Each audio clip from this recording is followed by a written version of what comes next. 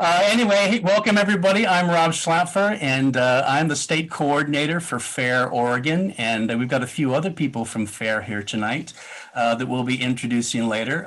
Actually, maybe I'll introduce them now. We still have people kind of coming in, so I'm going to be admitting people left and right here. But I'm here tonight, and we'll be hearing later from Lori Warren. Lori, you want to give a wave? Lori is the director of our chapters nationally, and she's going to come and say a few things about what's going on with FAIR nationally. We also have Leah Schlechter. Did I say it right, Leah? Leah, can you wave? Leah's up in Portland. She's a co-leader here in Oregon and working with the team up in Portland. And we've got a couple of people who are on the front lines, as it were, up in Portland. Brian Almer. Brian, you want to give a wave? Brian's going to be talking a little bit later. And then Amber Amandi is going to be here. She's a new FAIR volunteer. Hi, Amber. And she's going to tell you about some stuff that's happening up in the Lake Oswego in the Portland area up there just a little bit later. What I'm going to do, maybe what we could do, we got a lot of people here. And one thing that would be helpful, I'm going to go over really quickly what we're going to do tonight in just a second. But while I'm doing that, if those of you who are Zoom aficionados, if you know how to do your name change, if you click, usually I think if you click the upper right corner of your little picture there, if you could put your name in where you are in Oregon. One of the things we want to do tonight is connect people, put people together from around the state so that people know who is here, who's involved, and who's interested. So what I'm going to do tonight, it'll be a mix. I'll be doing some slides. I'll be sharing some things. We'll be looking at a video. We'll be going in and out of that here and there. We'll have some people that are talking, but I want to begin by kind of laying out what we're going to do tonight. So I'm going to go back into the share mode here.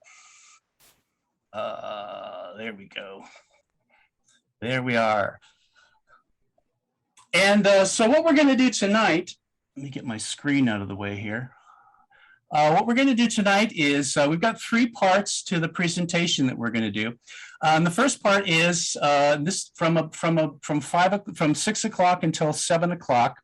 We're going to begin by taking a look at what's happening in Oregon schools. And then we're going to look at a FAIR approach to intolerance and racism, look broadly at what FAIR is doing at the national level. And then we'll drill down and take a look at what exactly we're going to do here in Oregon with FAIR Oregon. And the way we've structured this tonight, it's going to be about 45 minutes of presentation with a few folks talking and sharing on the team here. And then we'll break about 6:45 for some Q&A, those of you that have questions. And then those of you who want to take off, great. Thanks for coming. But we're going to do an extra hour from 7 to 8 o'clock. And during that time, we want to open the floor up for some conversation, some discussion. Maybe people want to weigh in on kind of what's happening in their world, in their school district, what they're seeing. So that will be a little less formal. And we will be recording. We are recording this first part. Especially for those people who couldn't come. We had quite a few people who said they couldn't come, but we will not record the second part so that everybody has a chance to speak freely and don't feel worried about the recording or what have you. So that's what we're going to do, and I'm going to plow through, and we'll just move forward. Rob, I'm sorry to interrupt. This is Leah. Just quickly, I only see part of your screen, and I don't know if that's what everyone sees or if it's just me. I see some boxes over parts of your screen. Oh, really? How about now? That's better. If you click a couple more at the top, there you go. Get those out of there. Yeah, my apologies. The Zoom interface is a little bit different. One thing thank you, Leah. One thing I would ask is that you hold your comments for the time when we're going to be together for the second hour. And I'm gonna blast through here, and I want to begin with this. Told us it was essential that students. Why is it that my kids can't see anything now, Rob? Yeah, it's only a gray box, no video. You're not seeing it at all? To join a school spawn. Affinity group to bond with people who share my skin color. My apologies. My wife and I pulled our 2 young. I've been doing Zoom for a while, but I don't seem to be, let me try this again. I wanted to begin with a wonderful video that Brian Bartning did. Brian is the president of FAIR. And let me try this again and see if it works. How about now? Why is it that my kids' school told Yes. us it was essential that students learn You to still have acknowledge boxes racial at the differences? top that are And obscuring. why was I encouraged to join a school-sponsored racial affinity group to bond with people who share my skin color? My name is Brian Bartning. In late 2020, my wife and I pulled our 2 young children, ages 7 and 10, out of Riverdale Country School in New York City, the only grade school they have ever known. My skin is brown because I'm half Mexican and Yaqui, an indigenous tribe native to the US-Mexico border region, and half Jewish. I always felt that made me a pretty normal American. My wife came to North America as a refugee from the former Soviet Union. She spent the first 5 years of her life in an intolerant society where her group identity as a Jew was stamped in her government documents. I have always felt a strong connection with Martin Luther King Jr.'s dream of an America where people will not be judged by the color of their skin, but by the content of their character. We're not there yet, but MLK's dream is also my dream. I know, based on my own lived experience, that racial and ethnic division is healed by recognizing our common humanity. We are all part of the same human race. When Riverdale started teaching its students and families that we should pay more attention to skin color and even choose our social relationships based on skin color, I was deeply troubled. I wanted to understand what was going on and started to ask questions. What I found shocked me. A new intolerant orthodoxy opposed to Martin Luther King's prohuman and inclusive philosophy has gained widespread influence. Much of it is rooted in academic philosophy, critical theorists pushing for socially constructed identity groups to battle in a zero-sum conflict for power. Some of it is rooted in separatist movements, intentionally fighting racism with racism. This backward belief system teaches people to see race as real, and that our institutions should be required to discriminate based on skin color. Rather than seeing people as fundamentally human, focusing on our shared characteristics, the new orthodoxy forces us to see ourselves and each other as fundamentally defined by immutable characteristics, like skin color, and not by what MLK described as our unique human personality. Unfortunately, the new orthodoxy is pushed with emotionally manipulative thought reform practices, misrepresenting itself as anti-racist when it is really teaching racism, falsely calling those who question it racist, and being taught as fact rather than opinion to students at all age levels around the country, as well as in corporate America. Sadly, millions of people who answer the call to be anti-racist are being steeped into a more and more racist worldview. And this ideology, which some have described as a religion, has devastating effects on those assimilated into it. It teaches some people that their skin color dooms them to negative life outcomes, instilling pessimism and despair. Psychologists call this learned helplessness. It prevents people who could improve their station in life from having the self-confidence to do so, causing depression and anxiety disorders. Meanwhile, those with similar life experiences, but with a healthier worldview and the belief that they can succeed despite obstacles put in their way, experience substantially lower rates of depression and anxiety and better life outcomes, having the courage and confidence to bring their belief to reality. Psychologists call this learned optimism. This new orthodoxy that has falsely claimed the mantle of anti-racism is in fact anti-humanity. Rather than treat everyone fairly, it asks us to treat people differently based on the circumstances of their birth. Rather than inspiring leaders to bring people together, it requires leaders to divide us. Instead of gratitude, it teaches grievance. Instead of forgiveness, it teaches our children to drink the poison of resentment.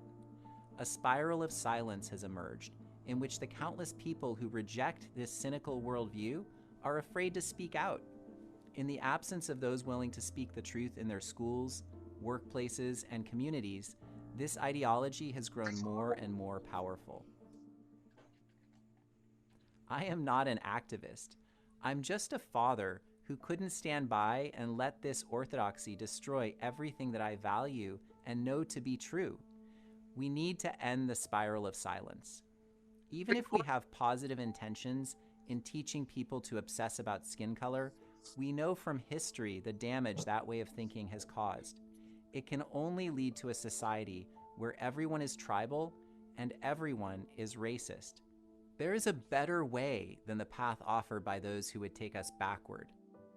It is not enough just to be anti-racist. We also need to be pro-human. To end racism and intolerance, we need to embrace the scientific fact that there is only one human race. We need to advocate for universal civil rights and liberties and compassionate opposition to racism and intolerance rooted in dignity and our common humanity. That's why I decided to start the Foundation Against Intolerance and Racism, to reinvigorate a common culture of fairness, understanding, and humanity in the spirit of my heroes, Dr. Martin Luther King, Frederick Douglass, and Abraham Lincoln. There is an urgent need to reaffirm and advance the core principles of the civil rights movement. This isn't an issue of left versus right. The defining question of our time is, how do we break through the demonization and division and find the courage to move forward together as Americans? Join us in the pro-human movement at fairforall.org. I think that this group has, Pardon? Sprinkler you've got going out here, Uh-huh. I moved it. back Oh, about good. 8 It's, inches, so it could be went a little actually Can turned up, Can you whatever. But I thought Yeah. in a few minutes. then we'll go which isn't, brush. I'm in a Zoom thing watching a Can you program. mute? Okay.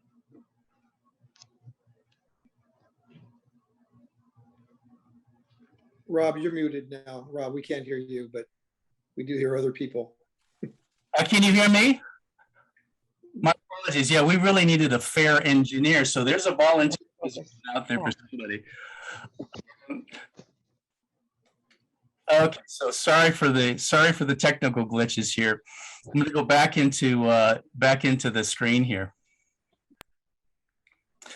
So again, that was Brian Bartning, who's the founder of FAIR. That gives you a little bit of a flavor. Can everybody hear me now? Yes. Good, great. That gives you a flavor of what FAIR is all about. And what he's talking about is what FAIR advisor John McWhorter calls a new kind of racism, a neo-racism that seems to be getting embedded in our schools, in our corporate organizations, and now even in our federal government. And John McWhorter, again, who's a FAIR advisor, who many of you may know, he describes this as neo-racism, a belief that race is a real and inescapable social construct that determines an individual's identity, agency, beliefs, ability, or culture, such that members of different race groups can never understand each other due to intrinsic and insurmountable cultural differences. And this definition is on the FAIR website. And many of you are probably familiar with some of the books that are here. Everybody else coming in here. Books that are talking about like white fragility and raising white kids. These are the kinds of things that are getting mixed into the culture today. And in particularly, we're seeing these kinds of ideas, broadly speaking, throughout the country in our schools. And as Brian described it, it's about socially constructed identity groups waging a battle for power. So what's happening in Oregon? Bayon's out in New York, and if you watch the TV, you probably have seen parents from around the country going to school board meetings talking about critical race theory and other kinds of concepts that relate to this in their schools. But what's happening in Oregon? And that's where I want to begin tonight, is take a quick look at what's happening in Oregon. And you probably can't see the top of that slide, I'm guessing. This is an article that just appeared. Zaid Jilani, I hope I didn't butcher his name, is a FAIR advisor. This is an article that talks about what's happening in Oregon. Oregon's new standards for social science exchange colorblindness for racialism. This is not progress, is what he said. This is Oregon's 2021 social science standards integrated with ethnic studies, kindergarten 2021 standards that are going into place throughout Oregon schools. They will be mandatory in 2026, but many districts are beginning to work with them. And they embed this kind of approach. Zaid says, Oregon's approach encourages students to see others as members of certain identity groups rather than as individuals. And if you go into the chat, the article where he opens this up, looking at Oregon, there's a link to that. And there's also a link to a PDF that lays out these kindergarten 2021 standards. What are we going to be embedding into our kindergarten classes on up into elementary school? And I put a little yellow box around a couple of things that really highlight and get to what Bayan was talking about. This K3, line K3, it says, what do we want to do for students in kindergarten? Well, develop an understanding of one's own identity groups, including but not limited to race, gender, family, ethnicity, culture, religion, and abilities. So the goal of the Oregon Department of Education, and again, this will be mandatory by 2026, is to begin to instill in children beginning in kindergarten a sense of them developing their group identity, no longer looking at themselves in terms of being individuals, but being members of certain groups. And of course, this is a good way to differentiate that is, this is from Kimberly Crenshaw, who's one of the founders of critical race theory. She said, it's the difference between saying I am Black versus I am a person who happens to be Black. It's like, are you a Black educator or are you an educator who is Black? There's a distinction there. There's a distinction. Look out the window and tell me if they're Could we get everybody to mute, please? Thank you. And so again, this is what's getting embedded into Oregon schools. And it isn't just the kindergarten standards and other things, but Oregon schools are increasingly looking to other groups that do diversity kinds of training, come in and are introducing these same kinds of concepts. And so I want to bring on Amber Amandi. Amber is going to talk for a few minutes and tell us what's been going on in Lake Oswego, and to describe her interaction with the materials and with the school board. So Amber, you want to give us a little idea of what's going on up there? Yeah, sure. Hi, my name is Amber, and I have 3 kids in the Lake Oswego School District, 2 in middle school and 1 in elementary. And I first became aware of what was going on in Lake Oswego maybe in the winter, last winter. So last summer, the district put out on their website, and it was available for administrators and teachers. They put out supplemental curriculum, so it was not required, but it was available for teachers to teach to the children, and optional professional development that the principals could incorporate into their professional development for their teachers. So we don't know exactly how much was integrated, probably not a ton, considering last year was kind of a shortened school year by hours. But the information or the curriculum and the professional development that was put up was concerning. So it included primarily curriculum from Pollyanna and Learning for Justice. So it was very ideological and kind of took a new radical perspective. And I wouldn't say that all the content was bad. There was some good stuff about bullying. And so, I think that the people who put it out there were trying to make positive changes. But when you really dug into the information, it really promoted an ideology with a heightened focus on racial identity, like Rob said, and a lot of discussion about skin color. And so, for example, I just went through a lot of the information for my individual children because it was very deep, a lot of information. So, for example, for my second grade daughter, one of the assignments would have been for her to grab a stack of books, second grade level books, and for her to read these picture books and to make a list of which races she saw represented in the books, and then to assess whether or not she was represented by the books. So in my opinion, that's teaching her, oh, you still there? Okay, in my opinion, that's teaching her to look for offenses in her material and the books that she's reading, to notice whether she is or is not represented racially, rather than maybe giving her a book that talks about different cultures and has an inspiring story and teaches her how to become a better person. And I would love her to read different books from different cultures. Another example was for my fifth grader when they were teaching, it was a 30-page history of immigration to the United States. And there in the 30 pages, there was not a single positive perspective on anything good that the United States has done as far as immigration.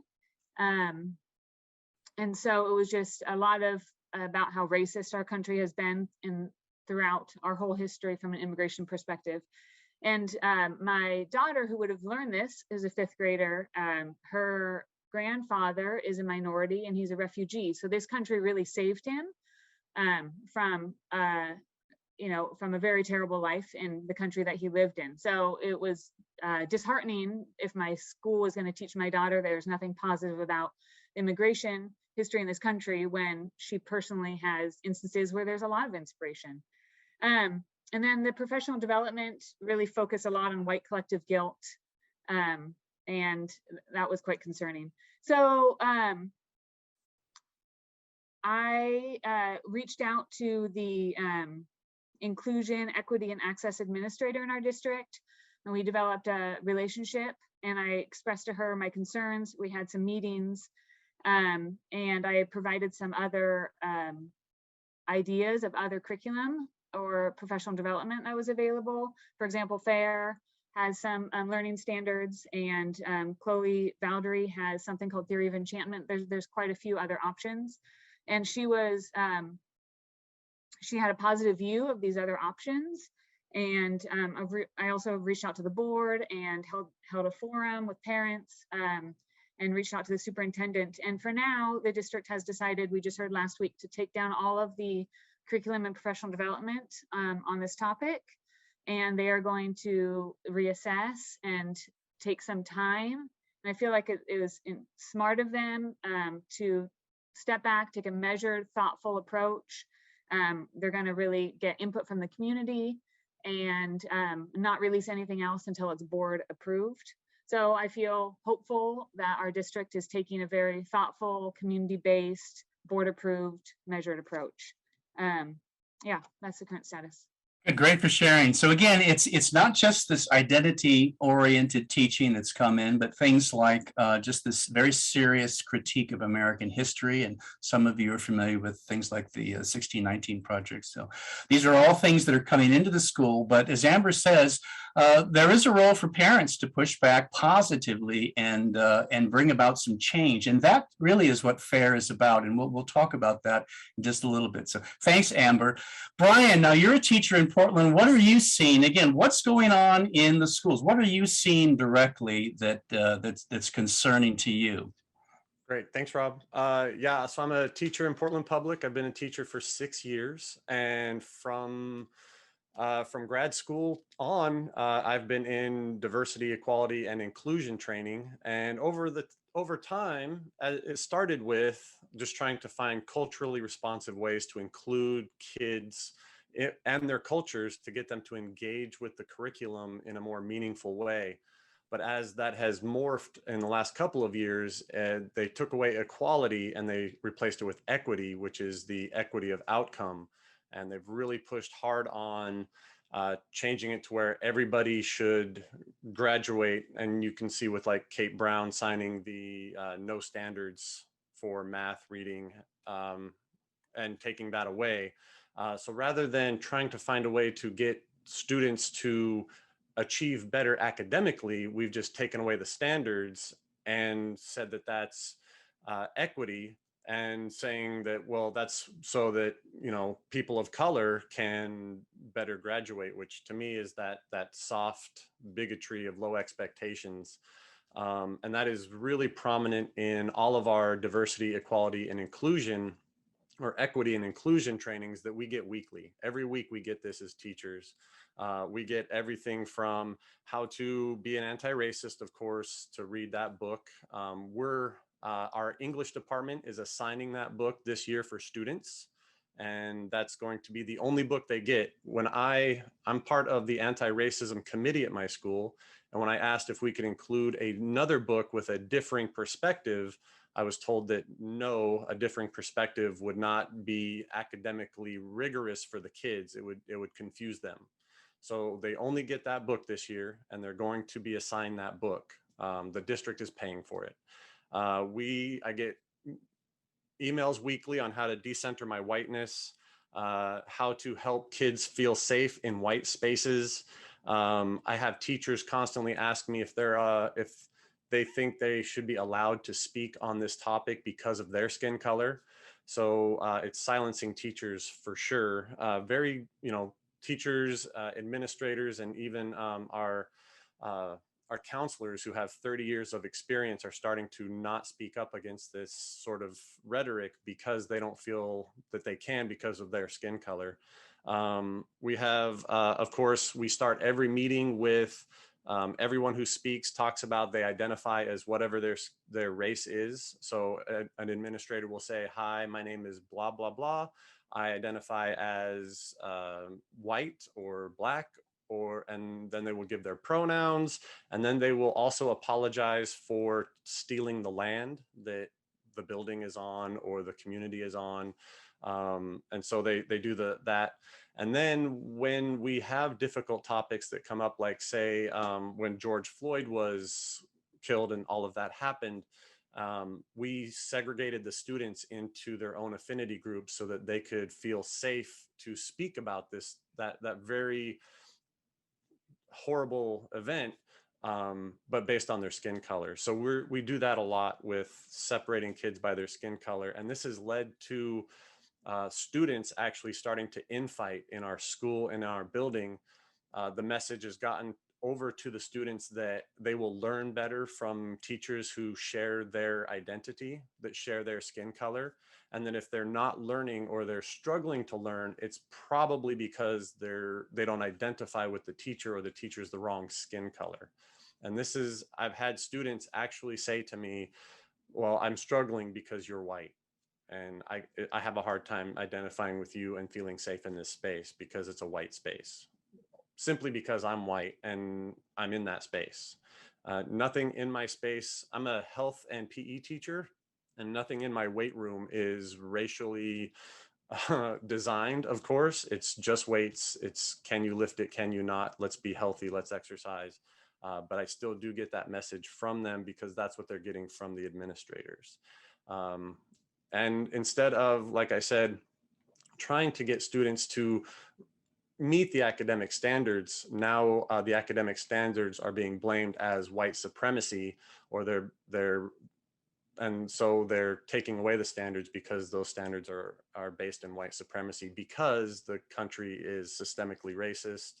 And that's the message that the district is giving the teachers, the administrators are giving the teachers, and the teachers are giving to the students.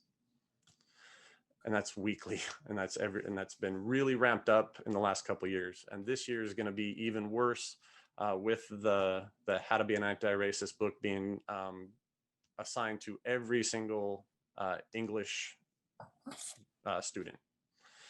Yeah, and I've asked like I said, other books, other perspectives, and that was certainly shot down.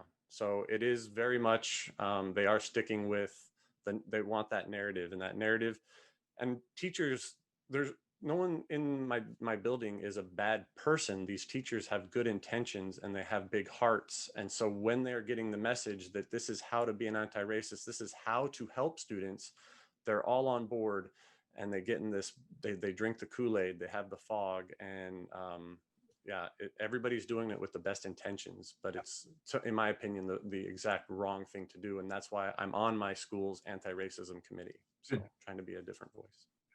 Thanks, Brian. And if those who have come in late, we're doing a bit of a presentation for the first hour. And then the second hour, we're going to open it up to people who want to comment, who want to weigh in. Just a show of hands, how many of you are hearing this stuff, are familiar with this stuff, whether you agree with it or disagree with it? How many of you here are hearing this kind of, this raising of race consciousness that's happening throughout the culture?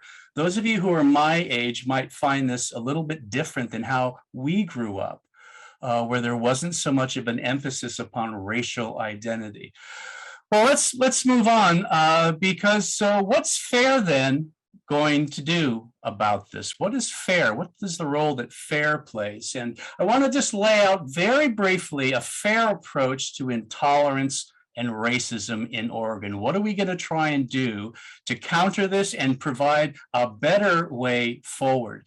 And at the center of that is what FAIR calls a prohuman approach.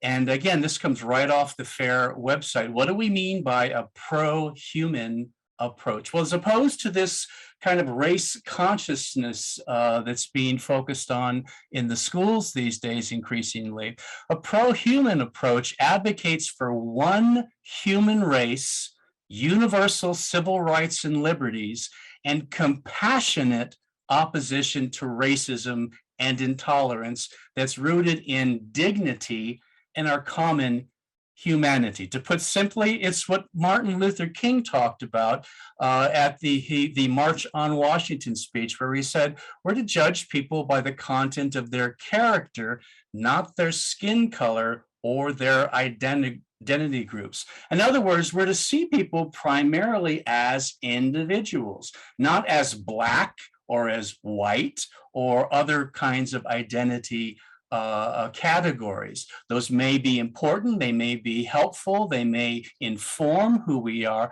but they're not the essence of who we are. And what this approach that we're seeing focuses on is racial essentialism, the idea that there is some essence to whiteness or Blackness and what have you. And FAIR has an approach that's different. And in particular, three areas that FAIR is focusing on. One is education. We want to provide resources to educate people about what exactly is being taught to their kids and throughout American media culture today. And a big part of that, which has already been mentioned, is the development and implementation of FAIR's prohuman learning standards into school curriculum. And I'll say just a quick thing about that in just a second. But the other thing is not only education, but advocacy, advocating for individual civil rights and liberties, standing up for people who are being bullied, because as Brian noted, there's a lot of pressure on educators, administrators, parents to not say anything, to not push back and say, hey, there's another way of looking at this. And in particular, FAIR is going to be establishing a network of attorneys and law firms to support FAIR's mission. So education, advocacy, and last, and maybe most important, outreach. How do we empower people to create a common culture of fairness, understanding, and humanity? And that's all about building FAIR chapters and teams to work locally and regionally and nationally. And Lori's going to come and talk in just a second, but I did want to mention FAIR's pro-human learning standards, because one of the things FAIR wants to do is be able to present a positive way of talking about things like race. We want to be clear, FAIR says yes to learning about race in America. We're not interested in saying no. We're interested in bringing a broader perspective, a more fair-minded approach to these kinds of issues that takes into account viewpoint diversity. And if you go into the chat room, you can, there's a link there where you can request a copy of FAIR's pro-human learning standards from the site. And and I've asked Lori, there we go. I've asked Lori Warren to come. Lori is the tirelessly working director of our chapters. Lori, would you like to tell us a little bit more about what FAIR is doing broadly to push back on what we're seeing in the schools? Yeah. Thanks, Rob. It's so good to see you all tonight. Thank you so much for coming to this meeting. And I want to say that I identify as not someone who's defined by my pigment, but I identify as a mom, as a runner, as someone who likes to cook, as someone who has friends. And I think that's something that we all, those are the kinds of things that people really identify as, right? I started volunteering with FAIR back in January, just because I was a concerned mom about everything. And now my job is to help put chapters together and across the country. And I'm telling you that working with this amazing organization is the joy of my life. We are first and foremost a nonpartisan organization. We are not Democrats. We are not Republicans. We are nonpartisan. And it's really amazing to me that this whole issue of dividing people by race and putting people into affinity groups and race buckets, that whole idea is really designed to be very divisive. But we have found that the FAIR message, oddly, is very unifying. And this is something that people of all political stripes seem to be able to come together on, the whole pro-human approach. So I just wanted to tell you, first of all, some of the nuts and bolts of the organization itself. So first of all, we are a nonprofit. When all the T's are crossed and all the I's are dotted, we will be a 501c3 and a 501c4. We operate entirely on donations. We have a few employees and a whole lot of really amazing volunteers who make this thing happen. And we have, I wanted to tell you a little bit about some of the national initiatives that we have. Oh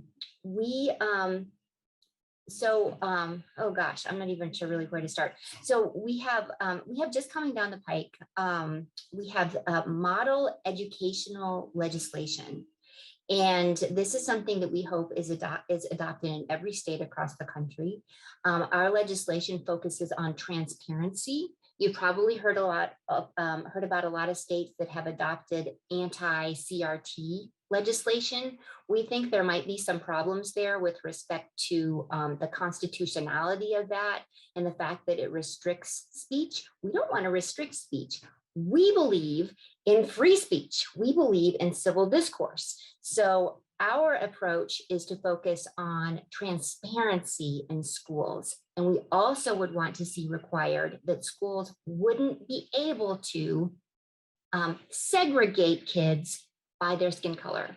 Because whether you call it segregation or affinity groups, it's still the same thing. And we would want to make that so that schools couldn't do that. We also have, as Rob mentioned, model curriculum.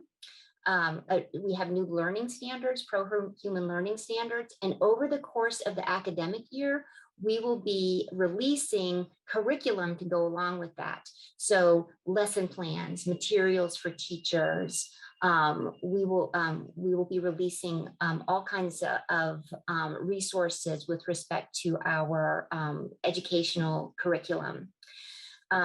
We are about to, in just a couple of weeks here,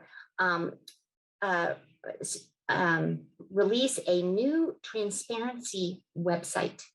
And this transparency website will be kind of modeled after Glassdoor, and it will be a place where people can go and rank and rate their schools and organizations. It will also serve as a permanent repository for people to upload examples of policies or materials or kids' homework that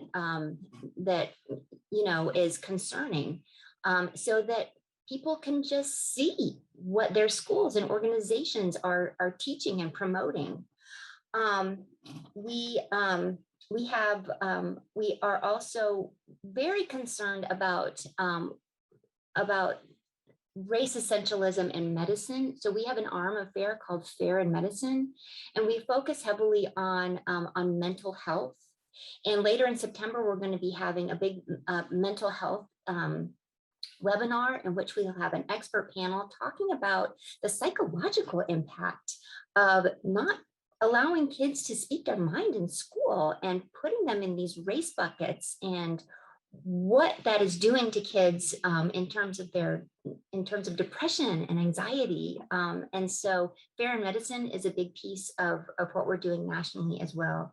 And finally, right now we have chapters in 30 states. And if I work really hard, then by the end of the year, we hope to have chapters in all 50 states across the country. We are in growth mode because we believe that our mission is that important. And we are not going away. We are here to advance the pro-human message. We are here to support civil liberties. We are here to support free speech. We are here to support families. That's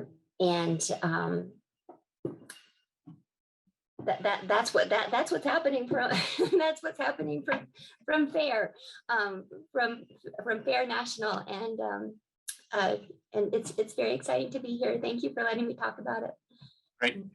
Thanks, Lori. And Lori is a tireless worker, and we're really, really grateful to have her.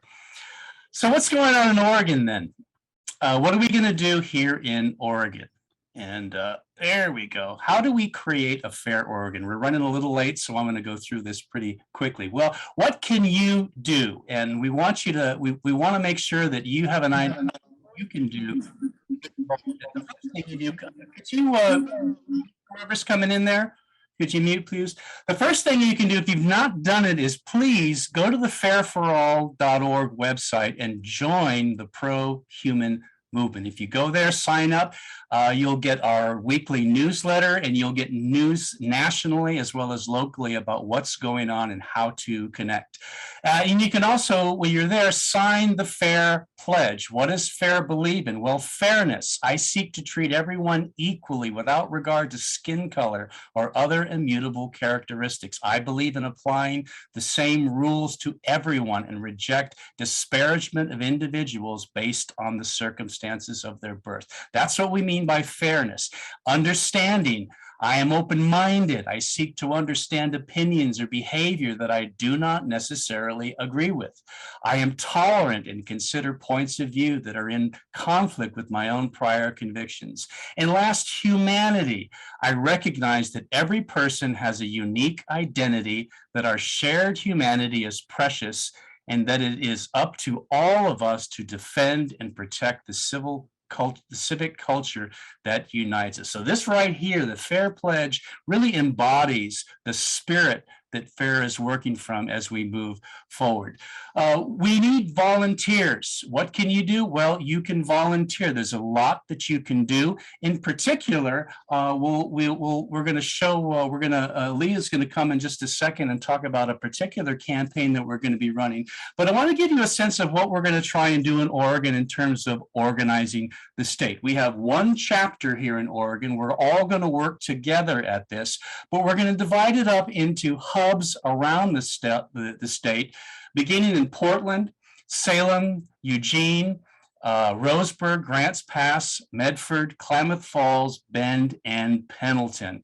And we've got 5 chapters that we want to get going, or 5 teams that we want to get going right away here. Right now, we've got a team in Portland, but we really want to get teams in Bend, Eugene, Salem, and here in Medford in the next few months. So if you're in one of those places, we're looking for team members and we're looking for team leaders. Longer term, we'd like to be able to get teams in Grants Pass, Klamath Falls, Pendleton, and Roseburg. So we have teams around the state, and those teams will work in cities around those hubs so that we're all working together on one common purpose. And a big part of that, in terms of what you can do, is we want to organize what we call fair action teams at the local level. We need a trained army of people who are prepared to act on demand, people that are ready to go to a school board meeting, people who are ready to write letters to the editor, people who are ready to take on tasks as we need them. And if you're interested in doing that, please, if you could, put your name in the chat room. I'll open up the chat box in just a second. Put your name in and let us know that you want to volunteer to be one of these, to be part of one of these fair action teams. And we're going to begin with our fair action teams with a back to school campaign. And I'm going to have Leah come and talk about what is going to be our first campaign that we're going to be organizing around the state. Did I lose everybody? There we go. Did we lose? Did I lose you? Nope, I'm here. Thank you, Rob. Thank you, everyone. It's really great to see you. Like Lori said, it's really exciting to see groups of people gathering to find out more about what's going on. So, and kind of build community. So I live in Portland. Our team got together just in the last couple of months, and it's been a bit of a whirlwind, just setting up meet and greets around the area, around the Portland metro area, and really just getting together with other people. A couple of you I see tonight. Thanks for showing up here as well, to just talk and meet other parents who are expressing concern and seeing things in their school and seeing things nationally, making sure that what we're seeing nationally isn't happening in our schools. So, you know, in talking to groups over the last couple of months, we feel really strongly, we're a very small team, but we feel really strongly that we need to take action immediately and really have an impact immediately to support parents. So our campaign of action that we're starting, like Rob said, and going in this back to school timeframe in the next couple of weeks, you'll mostly see it happening digitally through emails and other digital methods. There will be a physical component in the Portland metro area. So those of you who are on from Portland or the surrounding areas tonight, we would love your help. We would love, like Rob just talked about, kind of an army of parents and concerned community members. They're not all big jobs. They can be really small, but we could use your help. We need bodies. So the campaign is really focused on doing 3 things. First, we want to invite parents. And when I say parents, I'm using that as kind of a reference point, but really grandparents, community members, future parents, everyone. Everyone is in this together. So you are all invited to participate.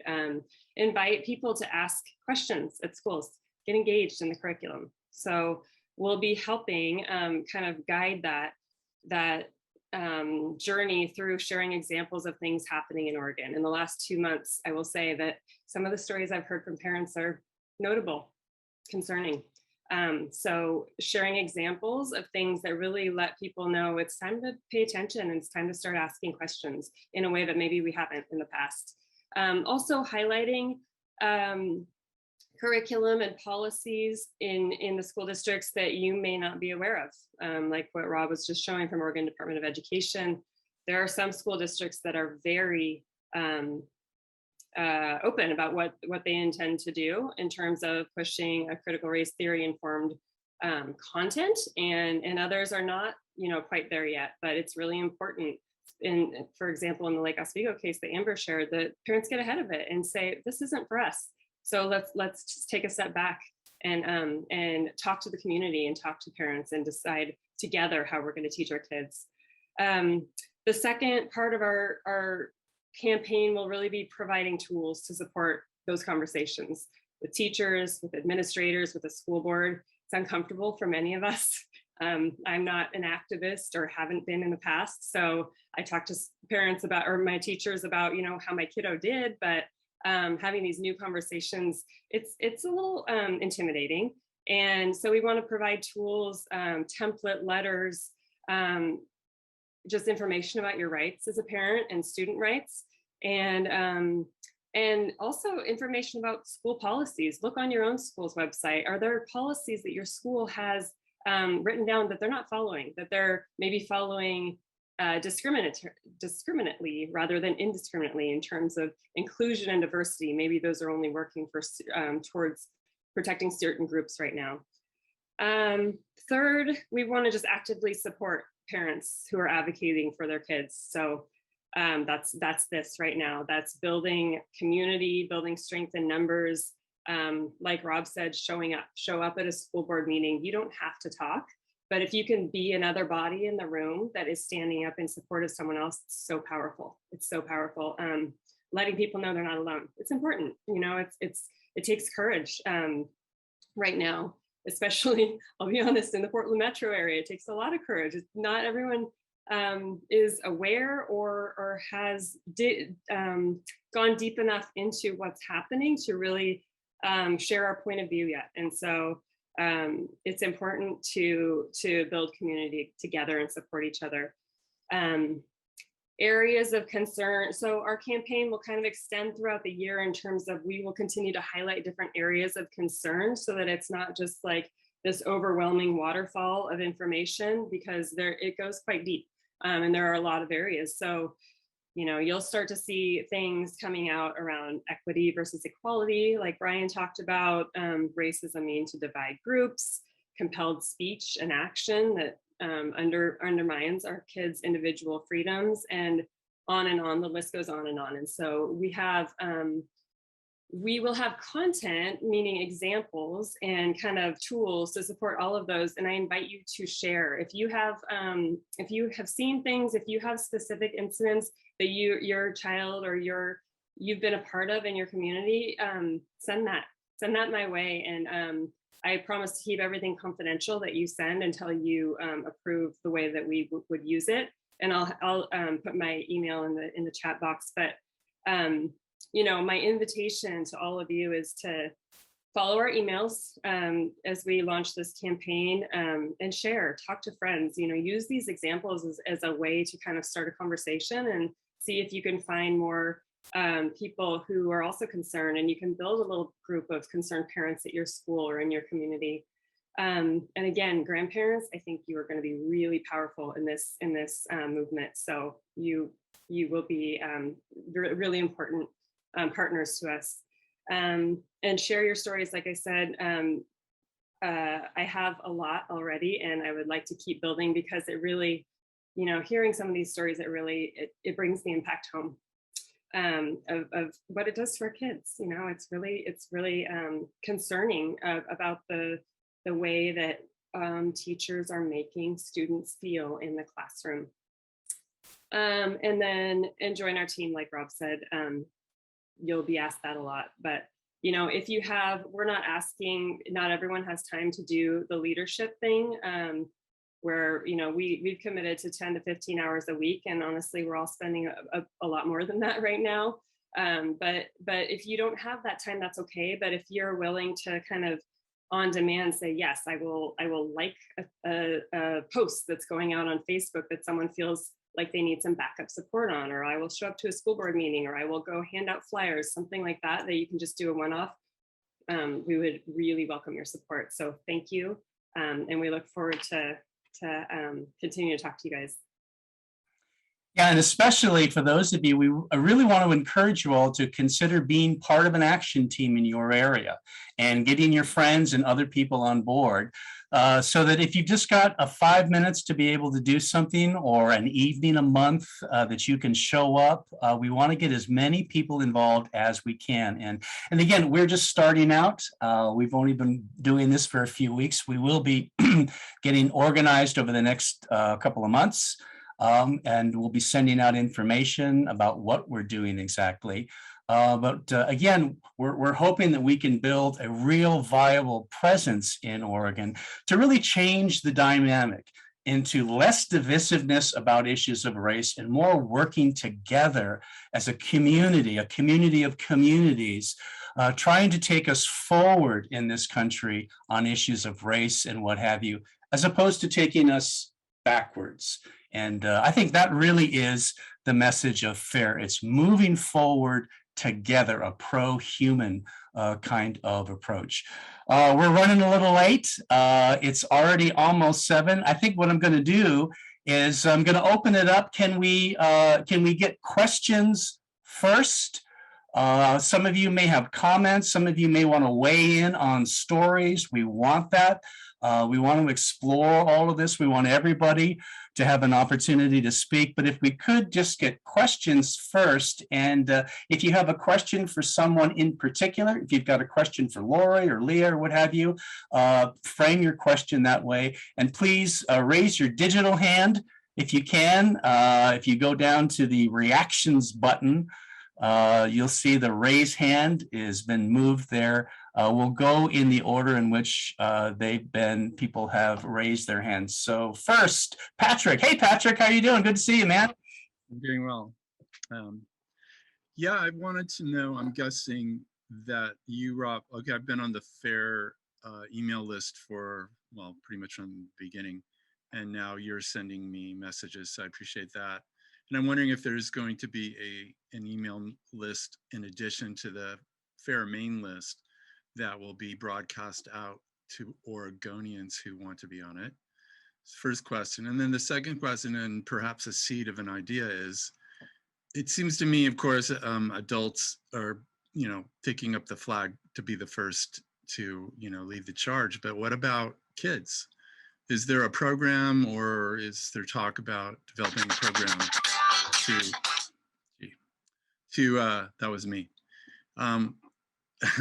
Is there a program to involve kids and also to, educate them into this way of seeing things? It's a great racist way of seeing things. That's a great idea. Let me speak first to the mailing list. We are going to be putting together a segmented mailing list that will be centered around these hubs, these teams around the state. What we want to be able to do is reach out specifically to any given area. Say it's Portland, say there's something happening in Eugene, Patrick. And again, the Eugene hub will include all the cities that are around Eugene. The idea is we want to have people who are signed up to be part of an action team, that we can reach out just to those people and say, hey, there's something happening with the Springfield School District, or something's happening here, where we can blast out an alert or we can send an update, but also that we can pull in everybody from just around the state when it's something that is more of a state matter. Does anybody want to weigh in on Leah? Laura, you want to weigh in on any of that? I will address the matter of the kids. We are starting to put in place high school clubs, which will be very focused on civil discourse. Good. I'd say, Patrick, that's a great thing for you to volunteer for. We may hit you up for that. Thank you. Next question. Who's got another question? I'm not seeing any hands. I've got one. I have my hand up and it keeps dropping. Can you hear me okay? We're good. Okay, my name is Olivia and I'm a school teacher, in kind of a slightly different situation in that I'm actually in a rural district not too far from Portland. And I used to live in New York City, so I'm very aware of these ideas well before my colleagues. And when I started to smell it, I'm like, oh my gosh, it's really an education. I qualified as a teacher very recently, so I definitely know that what this is all about. In my district, it's really the problem that I see is because we're like 99% white is that it's the gender stuff that's coming in, like, I mean, insane gender ideology, insane. And I'm left not knowing what I'm allowed to say, what I'm allowed to push back against. What I went to we had a meeting, a training before we left for last school year. I think we were all shell shocked. And I was left literally not knowing what the law was around all kinds of stuff. And we've got a social worker in the building who's absolutely wants to push gender ideology. And we've got so many trans kids. I know there's no medical oversight in the state of Oregon for, transitioning kids, and a lot, it's clearly a trend, and it scares me because and so I don't know what I'm allowed to push back against. And I feel like the teacher in Portland, what he was saying when somebody said, I can't learn from you because you're white. I'm thinking, well, really, we have no rights as a public school teacher to say, that's racist to me. So knowing our rights, I guess, and what we're allowed to say as public school teachers, we're being conscripted. And I think also part of the problem is that we're being blamed for all this. And it's really like you're just being conscripted into it, really. Well, again, one of the components of FAIR is this idea of pushing back against intolerance of all kinds that's out there. And of course, the issue of race is tightly bound up with issues of gender and sex today. So they are kind of part of a whole. And FAIR certainly is going to be providing information for parents, broadly speaking, about how to deal, with those kinds of things in the school. Lori, do you want to weigh in on any of that about the issue of gender? Yeah, we get a lot of questions about that. And we have been very focused on this matter of race essentialism. And we have come to the realization that we do need to establish clear guidance on the questions surrounding transgender issues. And in fact, we just named to a new member of our board of advisors, Xander Keeg, and he's a transgender. He is a transgender man, and he's an expert on those subjects. And we will be seeking his guidance in helping us to establish a position on that. He's very aligned with FAIR's values. And we will be seeking his guidance and the guidance from others to put together, how we as a community need to should approach this in a pro-human way. And Olivia, this is Leah. Also, locally, I'm more than happy to put you in contact with people that you may be able to have conversations with in the meantime, that kind of either have been asking the same question or have made some progress there. So feel free to reach out and I can put you in contact also. Thank you. If there was a chat room, I didn't see it, and the chat for me is empty. I don't know if I'm looking at the wrong place, but if things have been dropped in the chat, I'm not sure where they are. So I don't know if you did your email yet, but I would love to grab that. Thank you. Can I say something real quick about, so in my school, it did start off with the intersectionality based on race. And then with the student body, it has bled into gender.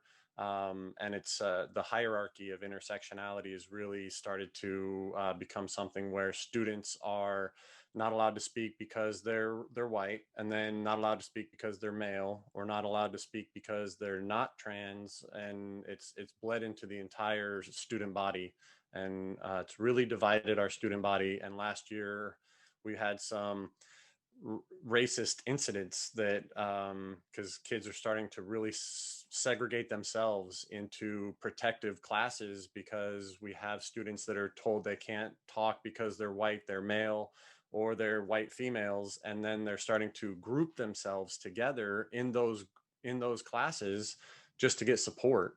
And it's caused a real divide in our school. And then from the administrators and the district, the solution to that is to push it harder. Hence why we're now assigning that book, How to Be an Anti-Racist. So their solution to that problem is to just further the anti-racism curriculum. So just be weary. Once it starts with the racism, it does bleed into everything else in the intersectionality universe. It goes quick. Right, right. Got a question from Wally. Wally, hey Wally, how are you? Good to see you. Thanks, Rob. Nice to see you. More of a comment, perhaps. I really appreciate, Brian, what you were sharing from your experience. And this idea of having a student group, and I think someone mentioned clubs or something that would foster, discourse. I taught for 40 years high school. I think that's the way to go, rather than trying to battle an agenda per se or even present a different ideology, is simply to foster critical thinking. And can we have people sit down and have civil discourse and honest communication? Unfortunately, there are so few adults who are able to do that. As it is, it'll be difficult to get kids. But I think you could have small groups of kids who are willing to do that, and then talk about how do you present yourself in front of a group if your opinion is of a minor opinion. Teaching 40 years, I saw such a shift of kids shutting down because of the fear of speaking up in class and just having what has become a liberal group just jump on them. And it's been quite a switch of opinion over the years of teaching. So I applaud the work you're doing, and that would be a suggestion, at least, of a way to move forward. Well, and I know Wally is a great teacher, and one of the things I love about him and model myself on is his ability to really interact and draw out from kids. One of the things that you're going to be hearing from, certainly from me and others, is the focus on critical thinking as opposed to critical theory is really important. And we need to get people, again, critical theory is all about narrowing the lens in, and the role of critical thinking is opening up the aperture and seeing more and more and more. So we're going to be talking about things like viewpoint diversity, again, more of a positive message than just saying no to this and no to that, really engaging on some of these issues. So thanks, Wally, for weighing in. Stephen, you've got a question in Portland? Stephen, hey, Stephen. Hi, can you hear me? Yeah, welcome.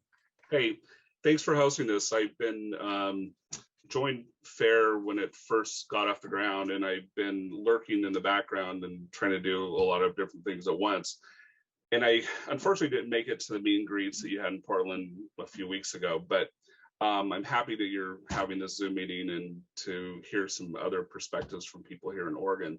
I have a couple of children in high school, and so this has been near and dear to me, and I've just been kind of like trying to digest everything over the last couple of years. Of course, but I went into this, with thinking, of course I'm anti-racist like everyone because of the terminology that's been used. And then when I delved further, it's been really shocking to me. And so I've had a couple of questions, that I've asked to my kids over the past year. And it's been weird because since we're in remote learning, it's the dynamics different, with how classrooms are held and their feedback. But I've asked them over, a few different times, have they had any questions about race that's come up or issues related to that? And I haven't, and they've said no, we haven't. So I've been like, oh good, because they're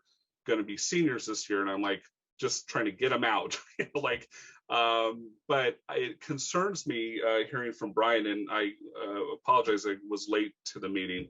But Brian, the question I have is this: Ibram Kendi's book, is that going to be assigned to every high schooler in Portland? Is that what's planned? Because that's something that really concerns me, and it's the first I've heard of it. So no. So what the district does in order to limit their liability for this kind of narrative, they don't push it out as much as they tell each school to come up with their own anti-racism curriculum. And that's why we have an anti-racism committee in our school, which I'm a part of. And then we, as a group, come up with how do we want to execute the district's narrative and guidance. So the district does give us lesson plans. They do give us presentations on systemic racism and you know, how to be anti-racist and, you know, how to mitigate white privilege. And then it was my group that was not my idea to assign this book. So it is, as far as I know right now, just my school and another couple other schools that are assigning this to, I believe it's just juniors this year, and then they want to assign it to freshmen starting the year after. Okay. And yeah, they're coming up with the funds to buy the books, which they did this summer. So yeah, it's just my school and a couple others so far. All right. Just a heads up really quick. I think is it the American Federation of Teachers, one of the big unions. They are pushing Ibram Kendi's 2 kid versions of Stamped. There's one that's for younger kids and there's one that's for high school kids.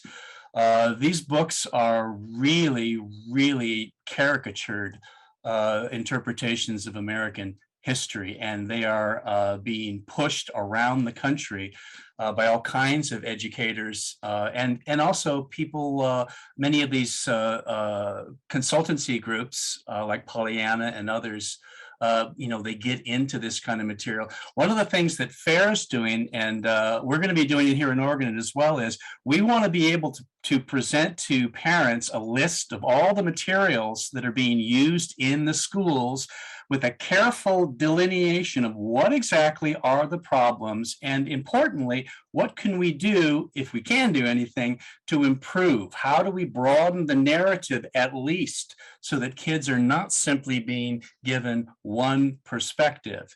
And so this is something to really look for, is to see if your local schools are pushing these versions of Stamped by Ibram Kendi, because again, they are, I would describe them as ahistorical. They simply are riddled. If you've read them, they are riddled with misinformation about American history. And that really is a problem. Another question? Got a question? Jody, go ahead. Jody in Banks. Hi, Jody. Unmute. Hey. Good to have you. I was wondering what crossover, if there is, if any, with the 1776 Unites project started by Robert Woodson. I mean, there are so many of the people on the board for FAIR who are working on that project. Is there a formal relationship in terms of the curriculum that you guys FAIR might be developing and the 1776 Unites project? And on that subject of like history, I just actually picked up this book. It's backwards to you guys. Red, White, and Black. It's Rescuing American History. It's with Bob Woodson as the editor. Bunch of essays from a bunch of those guys: Wilford, Riley, John McWhorter, Carol Swain, the names we all know as people speaking. So I just wondered if there is a relationship, and you know how we I don't know how some of those things can be brought together to be taken to our local school districts as curriculum options. There's not a formal relationship with the Woodson Center, but we obviously share a lot of the same ideas and work with a lot of the same people. So it would be safe to say that we're very friendly with that group, and I do like the idea of you know, incorporating if you're incorporating some of their ideas and materials with our ideas and materials, and you know, it's just that's a pretty good combination of ideas there. So excellent. Another question? Thanks, Lori, for that. Another question? Okay, does anybody want to weigh in? Mary Beth, go ahead, Mary Beth. And yes, please do tell us who you are and where you're from. I neglected to point that out. Mary Beth, please.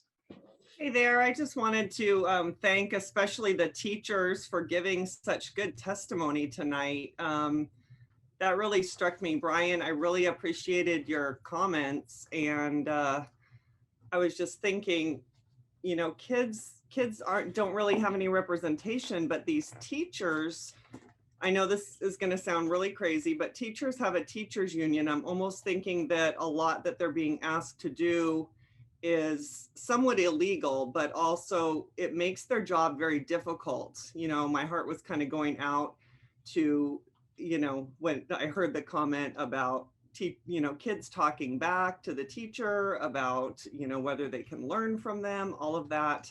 So I just wonder if there's a way to get a group of teachers together.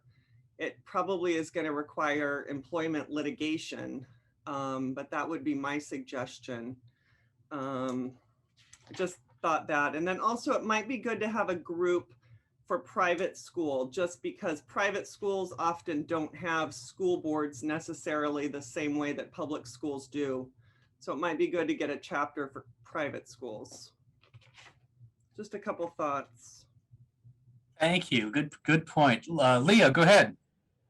Thank you. And Mary Beth, if you are interested in helping with that, we would welcome your help. We do have someone on our team who has been working with her kids' private school for a couple of years now, and has developed some relationships across different schools. So I think that's a great idea. And kind of back to the question around whether we're working with other organizations, I would say in Oregon specifically, we have developed just personal relationships with, you know, there are a lot of organizations popping up right now because people want to do something, which is amazing. And we are open to, you know, connecting with all of them. One thing we want to be able to do is just give everyone the best information we can. So if it's not something that we have figured out yet, or it's not hosted on our site, that's not a big deal. We're going to send you over to where you can find the information, and we really want to be a hub for helping, you know, support right now. So I will say that FAIR, you know, again, we're a nonpartisan organization, so we have to be careful not to align with groups that are really partisan. And, you know, there's room for all of that, obviously, but that's just who, you know, we are. And we want to make sure that we're inclusive to everybody who has a similar mindset. So you'll see us partnering with other groups from time to time. And if you need a contact or you need an introduction, also reach out, because there's a chance that we could help get you connected in other areas as well. I also just wanted to say, I don't think the chat is working, so I'm just going to turn off my, unless Rob can put it in there, I'm just going to turn off my video, and I put my email in my chat box so that you can at least double click on my little thing and you can see it. I won't try to spell my name for you, it's long, but I'll do that now so that anyone who wants to get in touch can do that. Yeah, my apologies. I don't know why the chat's not working, but I have been having some Zoom technical problems tonight. One follow-up note, we are going to be putting together what I'm calling a FAIR Oregon Information Hub, a one-stop shop where you can get the information that you need. And we're going to be designing that so that it's a simple way to get the stuff that you need. And particularly, we'll be breaking it out by different hubs around the state, different school districts. So if there's information, as we bring information together, we want to be able to present that to you so that it's easy to find. So stay tuned on that. And I will see what I can do to get this chat working. I don't know why it's not working. Can anybody? I'm getting some stuff in the chat room. Is it just that some of you can't see it? I don't see anything in the everyone box. Huh. I don't know what's going on there. Rob, it might be that it's set up for just direct message to you right now. So if there's a way to change that for open to everyone, that might be the key. It is set up that way. I don't know why it's not doing that. Yeah, it's I know that they've just upgraded it. Let me do this again. Still not working. Well, again, if you are a Zoom technician, we obviously need a volunteer to help with that. I'll continue to work with this. Lori, there was one question in the chat that nobody can see. There's a question about college groups. What is FAIR doing to organize chapters on college campuses? And we're also starting college campuses, college chapters. We've got a few actually right now. We've got one at UVA, we've got one at Brown. We'll have one starting at Harvard soon. We have a Harvard alumni group. And so we have a few of them. And we would welcome more. So.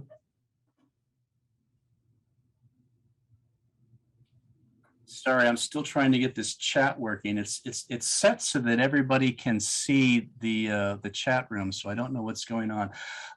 Let's see, River, you've got your hand. Hey, you're in Eugene? Yep, I'm in Eugene. Sorry, it was difficult. I didn't know how to do that setting on my phone.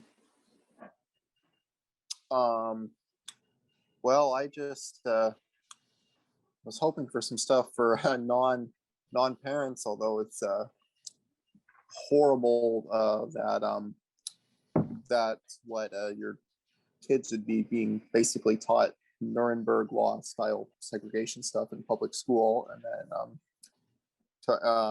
how do you respond to that? And I can just say my experience at Lane Community College, from attending a little Young Americans for Liberty with like 4 people, we pretty promptly got a bunch of local news coverage blaming us for swastika graffiti in Eugene, which is pretty